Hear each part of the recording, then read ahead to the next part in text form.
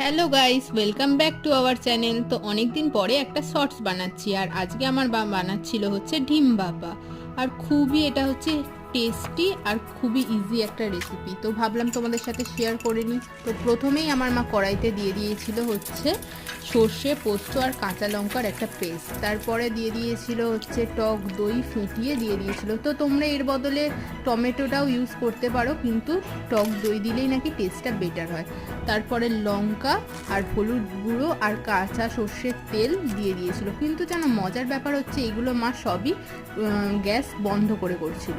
তারপরে যে ডিমগুলো সেদ্ধ করে রেখেছিল সেগুলোও ধীরে ধীরে ওই পেস্টটার মধ্যে দিয়ে দিচ্ছিল। দেওয়ার পরে মা বললো এবার হালকা করে গ্যাসটা জ্বালিয়ে দিতে।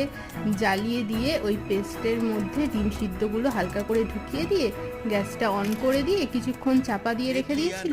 ব্যাস তৈরি হয়ে গেল তোমাদের ডিম ভাপা।